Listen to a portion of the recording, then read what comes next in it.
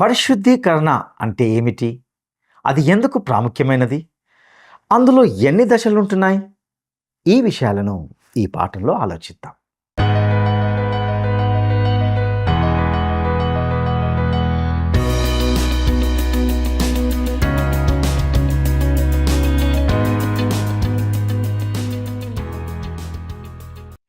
ప్రియమైన స్నేహితులారా, word రిసౌండ్స్ today పరిచర్య పక్షంగా మిమ్మల్ని అందరినీ నేటి ఈ ప్రేమధార కార్యక్రమానికి స్వాగతం పలుకుచున్నాం. మొదటి తెస్సలోనిక పత్రిక యొక్క క్రమబద్ధమైన అధ్యయనాల ద్వారా లోతైన సత్యాలను నేర్చుకుంటూ మీరందరూ దినదినము దేవునిలో ఎదుగుతూ ఉన్నారని తలుస్తున్నాం. నేటి ఈ పాఠంలో పరిశుద్ధత అనగా ఏమిటి, పరిశుద్ధతలోని దశలు మరియు విశ్వాసి జీవితంలో పరిశుద్ధతకు దేవుని చిత్తానికి గల సంబంధాన్ని గూర్చిన అనేక విషయాలను శ్రద్ధగా తెలుసుకుందాం. తల్లిలా లాలించును, తండ్రిలా ప్రేమించును. తల్లిలా లాలించును, తండ్రిలా ప్రేమించును.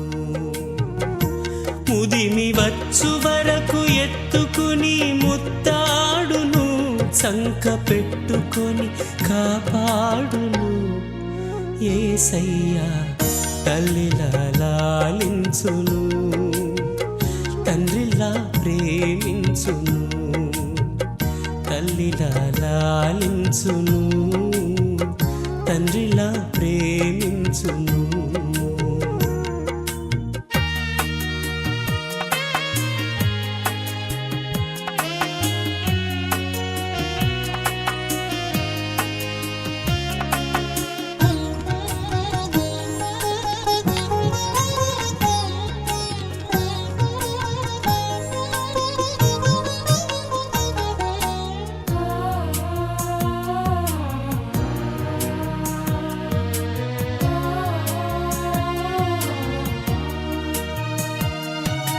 తల్లి అయిన మరచునేమో నేను నిన్ను మరువను, చూడుము నా అరచేతులలో నిన్ను చెక్కియున్నాను.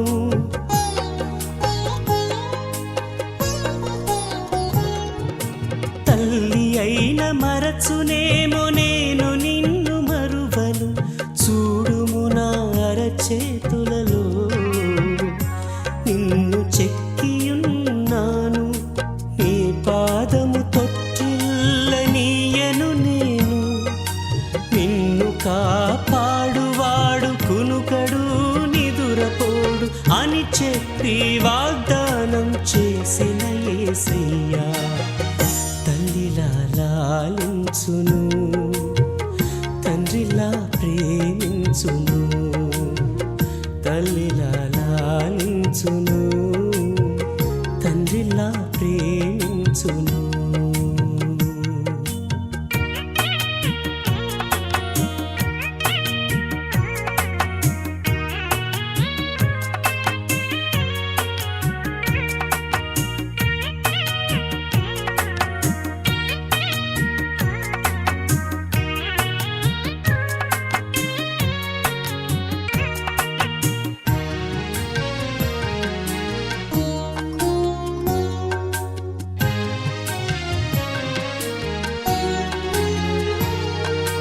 పర్వతాలు తొలగవచ్చు, తత్తరిల్లు మెట్టలన్నీ వీడిపోదు నా కృప నీకు.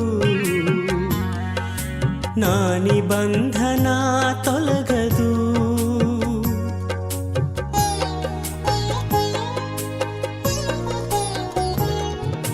పర్వతాలు తొలగవచ్చు, తత్తరిల్లు మెట్టలన్నీ వీడిపోదు నా కృప నీకు.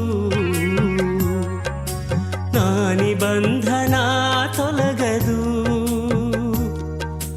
దిగులు పడకు, భయపడకు, నిన్ను విమోచించెదా.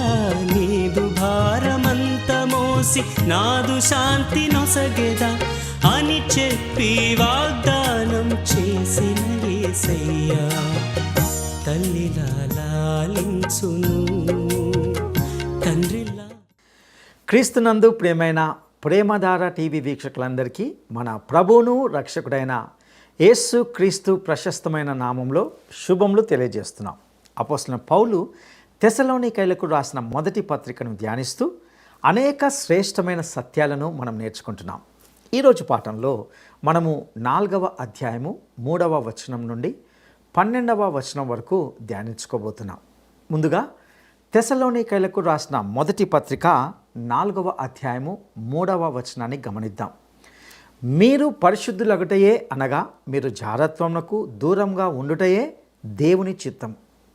ఈ వచనంలో పరిశుద్ధత అనే మాట ఎంతో అద్భుతమైనది, కానీ ఈ మాటను చాలామంది ఎంతో అపార్థం చేసుకుంటున్నారు.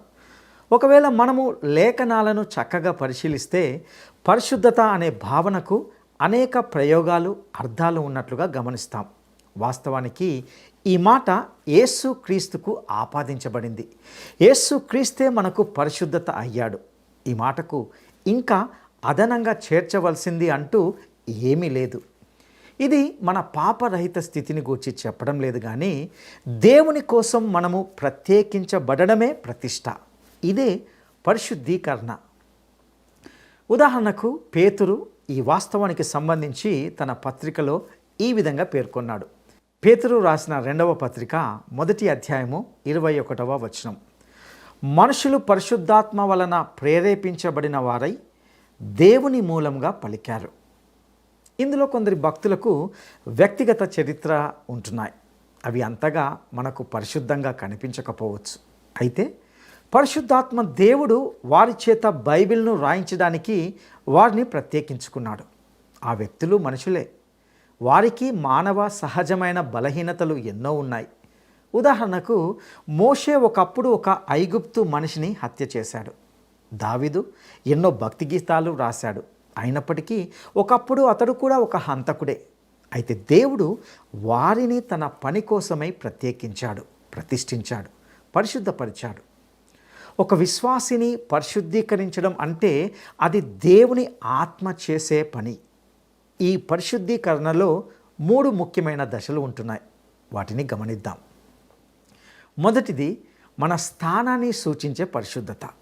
ఈ పరిశుద్ధత మన నూతన స్థితిని తెలియజేస్తుంది. అనగా దీని భావం ఏమిటంటే క్రీస్తే మన పరిశుద్ధత, ఆయన యందే మనము పరిశుద్ధులం. ప్రియుడైన క్రీస్తును మనము అంగీకరించాము. క్రీస్తునందు విశ్వసించినప్పుడు కలిగిన రక్షణే మన స్థితి. అంతకంటే ఎక్కువ రక్షణ అంటూ ఉండదు, తక్కువ అంటూ ఉండదు. మన సహజ స్థితిలోనే క్రీస్తునందు మనం అంగీకరించబడ్డాం. క్రీస్తు మన కోసం చేసిన దాన్ని బట్టి దేవుని చేత అంగీకరించబడ్డాం. క్రీస్తును బట్టి మాత్రమే మన పరిశుద్ధత స్థితి పరిపూర్ణంగా ఉంటుంది. ఇక 2వ దశ ఏమిటంటే ఆచరణాత్మకమైన పరిశుద్ధత. దీని అర్థం ఏమిటంటే పరిశుద్ధాత్మ మన ప్రవర్తనలో పరిశుద్ధతను నింపుతాడు. పరిశుద్ధాత్మ కర్తృత్వంలో లేక నేతృత్వంలో మన ప్రవర్తన పరిశుద్ధమవుతుంది. ఈ ఆచరణాత్మకమైన పరిశుద్ధత ద్వారా మనము ఈ పాత పాప శరీరంలో ఉన్నంత వరకు ఈ పరిశుద్ధీకరణలో పరిపూర్ణత అనేది రాదు. ఇక 3వ దశ ఏమిటంటే సంపూర్ణ పరిశుద్ధత. అనగా మనము క్రీస్తు యేసు సారూప్యములోనికి మార్చబడినప్పుడు ఈ దశకు చేరుకుంటాం. అప్పుడు ఈ 3 దశలు పరిపూర్ణత స్థితికి వస్తాయి. పరిశుద్ధీకరణ అనే మాటకు అక్షరాల దేవుని కోసం ప్రత్యేకించబడడం అని అర్థం. ఒక నశించిన పాపి ఎవరైనా క్రీస్తు దగ్గరికి వస్తే, అనగా క్రీస్తును స్వకీయ రక్షకుడని అంగీకరిస్తే ఆ క్షణమే ఆ వ్యక్తి దేవుని నిమిత్తము ప్రత్యేకించబడతాడు. పాత నిబంధనలోని సాక్ష్యపు గుడారం ఇదే సత్యాన్ని మనకు నేర్పుతుంది. పాత నిబంధన విశ్వాసులకు చాలా సులభమైన పద్ధతిలో ఎంతో స్పష్టంగా దేవుడు నేర్పిన గొప్ప వస్తు పాఠం ఇదే.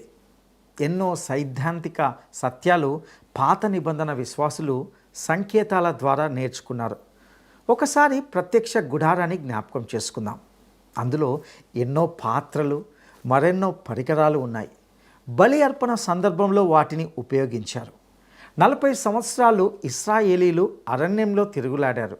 అప్పుడు ఆ గుడారంలోని పాత్రలు, పళ్ళాలు, గరిటెలు అటుపడి ఇటుపడి బాగా దెబ్బతిన్నాయి. అయినా అవి చూడడానికి అంత ఆకర్షణీయమైనవి కావు.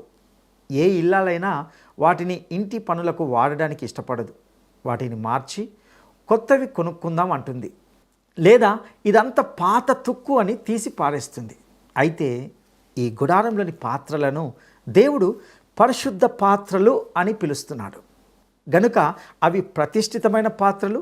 ఇదే సూత్రం వ్యక్తులందరూ కూడా వర్తిస్తుంది. ఒక వ్యక్తి క్రీస్తు దగ్గరికి రాగానే అతడు రక్షింపబడిన వాడవుతాడు. అతడు విమోచింపబడినవాడు. అతడిప్పుడు క్రీస్తుకు చెందినవాడు. మీరు పరిశుద్ధులవటమే దేవుని చిత్తము అని అంటున్నాడు పౌలు. పవిత్ర ప్రయోజనం కోసం నీవు నేను ప్రత్యేకించబడ్డాం.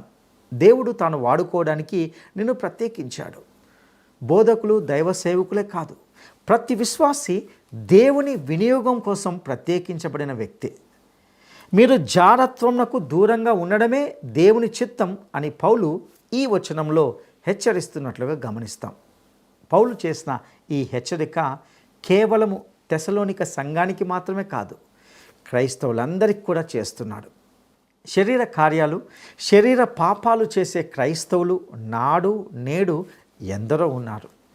రోమా ప్రభుత్వ కాలంలో విగ్రహారాధనతో పాటు లైంగిక పాపాలు కూడా ఎన్నో జరిగాయి. అంటే అవి ఎప్పుడూ జరుగుతూనే ఉన్నాయి. ఈ రోజున కూడా సైతాను ఆరాధనలు ముమ్మరంగా జరిగే పట్టణాలు ఎన్నో ఉన్నాయి. మంత్ర తంత్రాలు అభ్యసించే వారు ఎందరో ఉన్నారు. తాయెత్తులు, రక్షారేకులు ధరించేవారు ఎందరో ఉన్నారు. భవిష్యత్తును గురించి జ్యోతిష్యం చెప్పేవారు, చెప్పించుకునేవారు ఎందరో ఉన్నారు. కొన్ని రకాల తాంత్రిక విధానాలు ఉంటున్నాయి. ఇవన్నీ కూడా లైంగిక సంబంధమైన పాపాలతోనే ముడిపడి ఉంటున్నాయి. ఉదాహరణకు ఒక క్రైస్తవుడు లైంగిక సంబంధమైన పాపానికి, అవినీతికి పాల్పడినట్లు వార్త వచ్చిందనుకోండి. అలాంటి పాపాన్ని ఖండించకుండా అలాంటి సేవకులను సేవలో వాడుకుంటున్నారంటే ఇది ఎంతో శోచనీయం.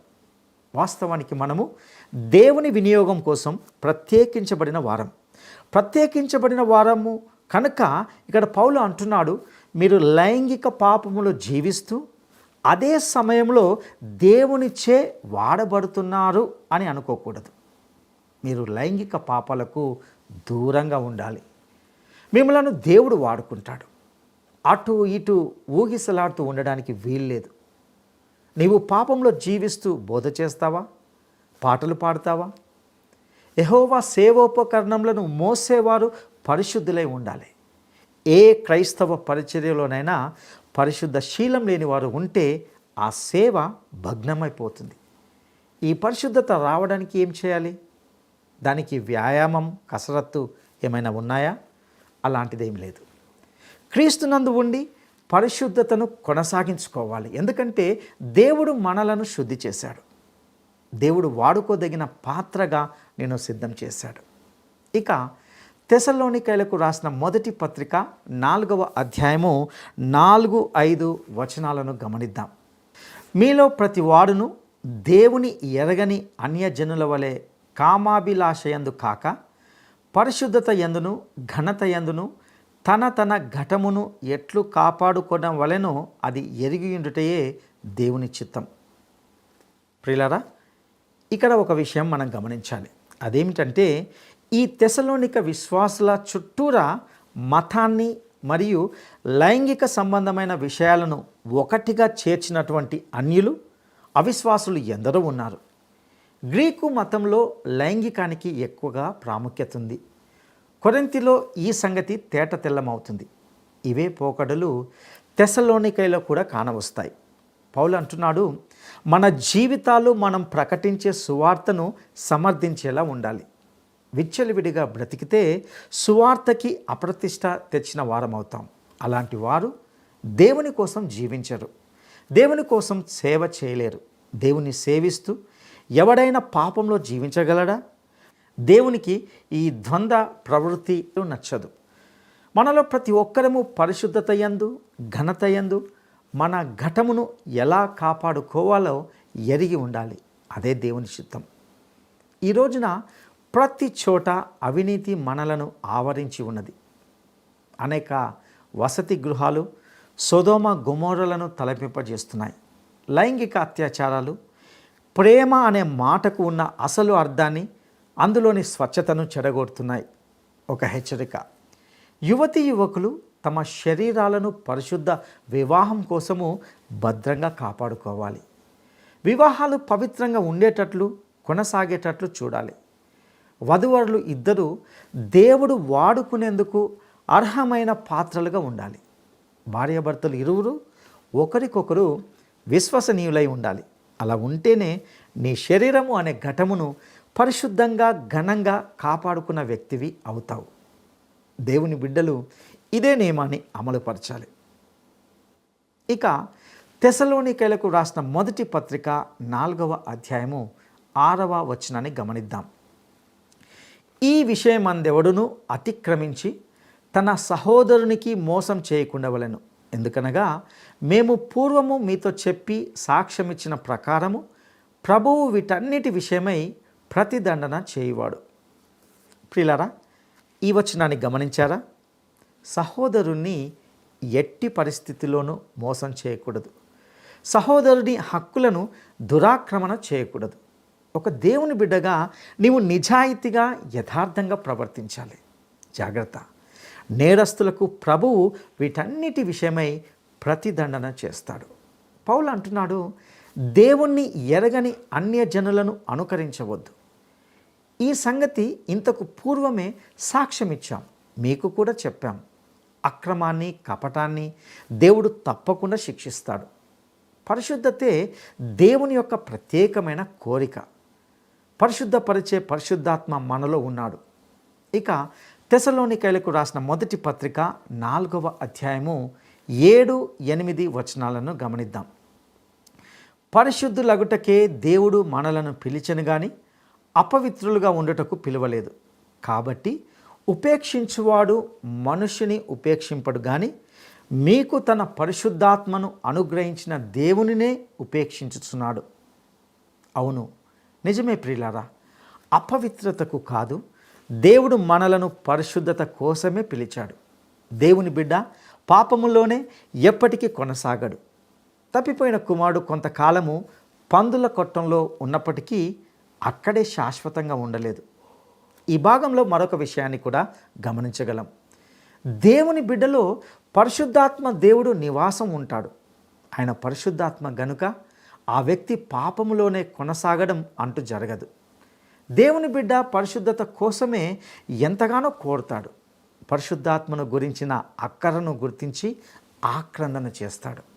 దేవుని కోసం జీవించాలి అంటే పరిశుద్ధాత్మ ద్వారానే అది సాధ్యం. గలతీ పత్రికలో పౌలు స్పష్టం చేశాడు, దేవుని బిడ్డ శరీర పాప కార్యాల్లో పాలు పొందకూడదు. జీవితంలో ఆత్మ ఫలాలు సమృద్ధిగా పండాలి. రోమపత్రిక 8వ అధ్యాయము 2వ వచనంలో పౌలు ఎంతో స్పష్టంగా అన్నాడు, ధర్మశాస్త్రము దేనిని చేయజాలకపోయిందో దానిని దేవుడు చేశాడు. ఇంతకీ ధర్మశాస్త్రం ఎందుకు చేయలేకపోయింది? దానికి శక్తి లేదా? దానిలో ఏమైనా లోపం ఉందా? ఎంతమాత్రం కాదు. అది ధర్మశాస్త్రం యొక్క లోపం కాదు. దశాజ్ఞల్లో ఏ లోపం లేదు. సమస్య అంతా మనిషిలోనే ఉంటున్నది. దశాజ్ఞల ఉన్నత ప్రమాణాన్ని మనిషి అందుకోలేడు, అసాధ్యం.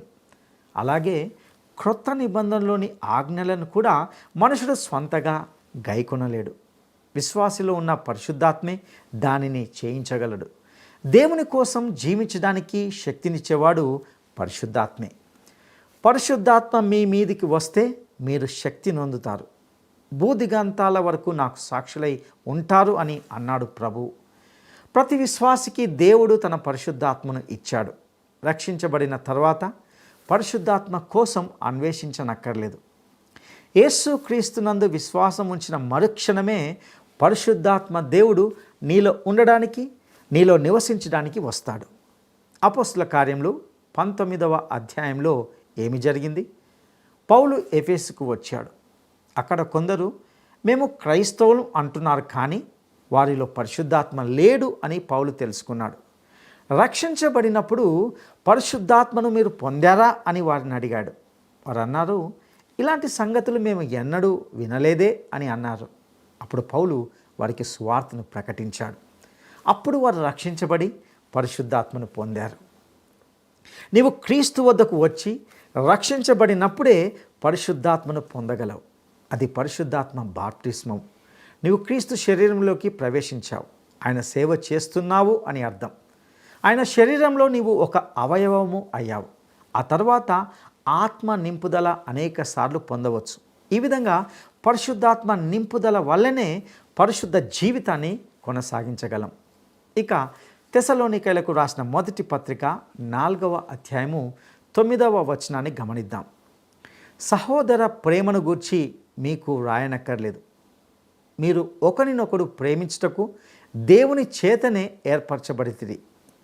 ప్రియులారా, ఈ వచనాన్ని గమనించారా? ఇక్కడ పౌలు ప్రేమను గురించి మాట్లాడుతూ ఒక అద్భుతమైన మాటను తెలియజేస్తున్నాడు. విశ్వాసి తన సహోదరులను ప్రేమించాలి. ఇది సహజాతీతమైన ప్రేమ. దీనిని దేవుడే మనకు నేర్పాడు. ఆత్మ ఫలమే ప్రేమ. ప్రేమ ఒక సిద్ధాంతం కాదు, అవ్యక్తమైన భావన కాదు, ప్రేమ చెప్పేది కాదు. పరిశుద్ధాత్మ మాత్రమే ఇటు ప్రేమను విశ్వాసుల హృదయాల్లో కలిగించగలడు. పౌలు పరిశుద్ధాత్మను గురించి మాట్లాడిన తర్వాత ఇప్పుడు మొట్టమొదటిసారి సహోదర ప్రేమను గురించి మాట్లాడుతున్నాడు. ఈ అంశాన్ని గురించి మాట్లాడుతూ, నేను మీకు వ్రాయనక్కర్లేదు, ఈ ప్రేమను దేవుడే మీకు నేర్పాడు. మీరు ఒకరినొకరు ప్రేమిస్తున్నారంటే ఇది మీకు దేవుడు నేర్పిందే కానీ మరెవరు నేర్పింది కాదు అని అంటున్నట్లుగా చూస్తాం. ఇంతకీ నీవు దేవుని బిడ్డవు అని గుర్తేమిటి? రుజువేమిటి? ఆ రుజువు లేదా గుర్తు ముమ్మాటికి సహోదర ప్రేమే. ప్రియులారా, ఒక విశ్వాసిగా నీవు నీ సహోదరుని ప్రేమించి నీ దేవుని బిడ్డవని రుజువు చేసుకోవాలి. యోహాను పత్రికలో ఇదే సత్యం ప్రస్తావించబడింది. నీవు ఎలాంటి వాడవైనా సరే నీ సహోదరునితో నేను నిన్ను ప్రేమిస్తున్నాను అని చెప్పగలగాలి. ఈ ప్రేమే లేకపోతే నీవు దేవుని బిడ్డవు కానే కావు. మనము దేవుని బిడ్డలం గనుక ఒకరినొకరు ప్రేమించుకుంటాం. ఇక తెస్సలోనికైలకు రాసిన మొదటి పత్రిక 4వ అధ్యాయము 10 నుండి 12 వచనాలను గమనిద్దాం. అలాగుననే మాసిదోనియా ఎందంతటా ఉన్న సహోదరులందరినీ మీరు ప్రేమించుచున్నారు. సహోదరులారా, మీరు ప్రేమయందు మరీ ఎక్కువగా అభివృద్ధి నొందుచుండవలనని సంగమునకు వెలుపల వారి ఎడల మర్యాదగా నడుచుకొనుచు మీకేమీయూ కొదవ లేకుండానట్లు మేము మీకు ఆజ్ఞాపించిన ప్రకారము మీరు పరుల జోలికి పోక మీ సొంత కార్యములను జరుపుకొనుట యందును మీ చేతులతో పనిచేయుట యందును ఆశ కలిగి ఉండవలెనని మిమ్మును హెచ్చరించుచున్నాము. ప్రియులారా, ఈ వచనాలను గమనించారా? మాసిదోనియా ప్రాంతంలో ఉన్న సహోదరులందరినీ తెస్సలోనిక సంఘస్థులు ప్రేమిస్తున్నారు. ప్రేమలో ఎదగాలి, అభివృద్ధి చెందాలి. ఇక్కడే ప్రేమించుకోలేకపోతే మనం పరలోకంలో ఎలా కలిసి ఉండగలం? తెస్సలోనికైలు తమ సొంత సోదరులను ప్రేమించారు, కానీ ఇంకా ప్రేమలో అభివృద్ధి చెందాలి, ప్రేమలో పరిపూర్ణతను సాధించాలి. ప్రేమ ఎదగాలి, మొగ్గలోనే దాన్ని తుంచివేయకూడదు. క్రైస్తవ విశ్వాసులు పరిశుద్ధులు, కానీ తరచుగా వీరి మధ్య కూడా అభిప్రాయ భేదాలు వస్తుంటాయి. వీరు కలిసి ఎక్కువ కాలం ఉండలేరు. ఒక అంశం మీద వీరెన్నడూ ఏకీభవించరు. అంత మాత్రాన వీరు ఒకరినొకరు ద్వేషించుకోకూడదు. ఇవన్నీ ప్రేమకు అడ్డు కావు. దేవుని బిడ్డలుగా మన మధ్య ప్రేమకు ఎట్టి అవరోధాలు ఉండకూడదు. వ్యక్తిత్వాలను బట్టి తేడాలు వస్తాయి, కానీ ఒకరినొకరు ప్రేమిస్తాం. పరస్పరము ఒకరి మంచిని ఒకరు చూడాలి, కానీ ఒకరి కంటిలోని నలుసు మరొకడు చూసి ఎద్దేవా చేయకూడదు. ప్రేమించాలి. ఇది దేవుని బిడ్డల లక్షణం. మనకు ఇదొక ప్రేమ పరీక్ష. నిజమైన విశ్వాసి నిష్కపటమైన ప్రేమతో సహోదరులను చూడాలి. మరియు ఇక్కడ పౌలు అంటున్నాడు, మేము మీకు ఇంతకు ముందే ఆజ్ఞాపించాం కదా, మీరు ఇతరుల జోలికి పోవద్దు, మీ పనేదో మీరు చూసుకోండి, చేతులతో కష్టపడి పని చేయండి అంటున్నాడు. ప్రియా సోదరి సోదరులారా, మీరు బాగా మాట్లాడగలరు కదా, అయితే కొన్ని సందర్భాల్లో మౌనంగా ఉండడం గొప్ప ఆశీర్వాదకరం. ఇతరుల విషయాల్లో అనవసరంగా జోక్యం కలిగించుకొని మాట్లాడడం మంచిది కాదు. పరిశుద్ధులకు ఇది తగిన పని కాదు. కొందరి నాలుక పొడుగు, అది తగ్గించుకుంటే మంచిది. ఇక ఎవరి పని వారు కష్టపడి చేసుకోవాలి. ఇతరుల వ్యక్తిగత విషయాల్లో మీ జోక్యం అనవసరం. దేవుణ్ణి మహిమపరచాలి, చేయడానికి మీ చేతి నిండా పని ఉండాలి. సంఘానికి బయట ఉన్నవారు నీ ప్రవర్తనను గమనిస్తున్నారని గుర్తుంచుకోవాలి. కాబట్టి వారి పట్ల మర్యాదగా ప్రవర్తించాలి. ఈ విధంగా చేస్తే నీకేమీ కొదవ ఉండదు. దేవుడు ఆశీర్వదిస్తాడు. నిజాయితీగా యథార్థంగా ప్రవర్తించే వారికి దేవుడు ఏ మేలు చేయక మానడు. దేవుని ఎదుట, మనుషుల ఎదుట మనము పావురం వలె నిష్కపటంగా ఉండాలి. కొందరు ధన సేకరణ కోసం ప్రజలకు అతిశయోక్తులు చెప్తారు. దేవుని దృష్టిలో అవి అబద్ధాలు. సంఘమునకు బయట ఉన్నవారు మన వైపు వేలు పెట్టి చూపి మనలో ఫలాని లోపం ఉన్నదని చెప్పించుకునే స్థితిలో మనం ఉండకూడదు. అవిశ్వాసులతో విశ్వాసులు ఎలా వ్యవహరించాలి? అందరూ మన నిజాయితీని గుర్తించాలి. ప్రియులారా, ఈ పాఠంలో మనం గుర్తుంచుకోవాల్సిన సత్యాలు కొన్ని ఉన్నాయి. తెసలోనిక సంఘస్థులలో ఎక్కువ మంది క్రొత్తగా విశ్వాసులైన వారు ఉన్నారు. గత కాలంలో వారు అన్య మతాల ప్రభావం క్రింద ఉన్నారు. అందుకే పౌలు లైంగిక సంబంధాల్లోని పవిత్రతను ఎక్కువగా నొక్కి చెప్పవలసి వచ్చింది. ప్రతి ఒక్కడు శరీరం అనే తన ఘటాన్ని పవిత్రంగా ఘనంగా ఉంచుకోవాలి అని పౌలు వారిని హెచ్చరిస్తున్నాడు. ప్రతి ఒక్కడు వైవాహిక పవిత్రతను పాటించాలి అన్నదే పౌలు యొక్క ఉద్బోధ. ఈరోజు సామాన్య ప్రజా జీవితంలో నైతిక విలువలు మంట కలిసిపోయాయి. వైవాహిక పరిధికి బయట లైంగిక సంబంధాలు జారత్వంలో, వ్యభిచారంలో బరితెగిపోతున్నాయి.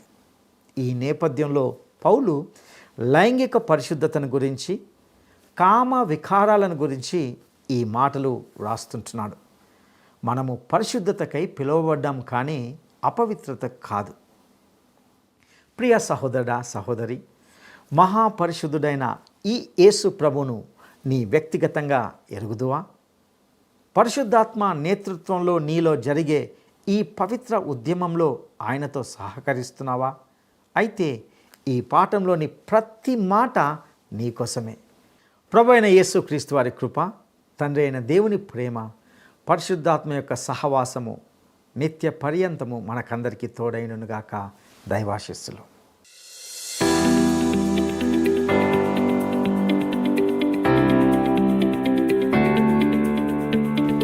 ఒక విశ్వాసిని పరిశుద్ధీకరించడం అంటే అది దేవుని ఆత్మ చేసే పని. ఈ పరిశుద్ధీకరణలో ఎన్ని ముఖ్యమైన దశలు ఉన్నాయి. ఒక విశ్వాసిని పరిశుద్ధీకరించడం అంటే అది దేవుని ఆత్మ చేసే పని. ఈ పరిశుద్ధీకరణలో ఎన్ని ముఖ్యమైన దశలు ఉన్నాయి. 1, 5, 2, 7, 3, 3. ఈ ప్రశ్నకు సరైన జవాబును ఈ వాట్సాప్ నంబర్కు పంపండి. నేటి ఈ సందేశం ద్వారా అనేక లోతైన, విలువైన ఆధ్యాత్మిక సత్యాలను నేర్చుకున్నారని, అవి మీ ఆధ్యాత్మిక జీవితాలకు దోహదకరంగా ఉన్నాయని తలస్తున్నాం. మరింత లోతుగా దేవుని వాక్యాన్ని అధ్యయనం చేయడానికి వర్డ్ రిసౌండ్స్ టుడే అనే పేరు మీద యూట్యూబ్ ద్వారా కానీ, యాప్ ద్వారా కానీ సందేశాలను వినవచ్చు. మీరు ఈ స్క్రీన్ మీద ఉన్న ఫోన్ నంబర్ ద్వారా మమ్మల్ని సంప్రదించగలరు. దేవుడు మిమ్మును ఆశీర్వదించునుగాక. ఆమెన్. ఈ కార్యక్రమం మీకు నచ్చిందా? అయితే వెంటనే మిస్డ్ కాల్ ఇవ్వండి. బహుమతి పొందే విజేత మీరే కావచ్చు.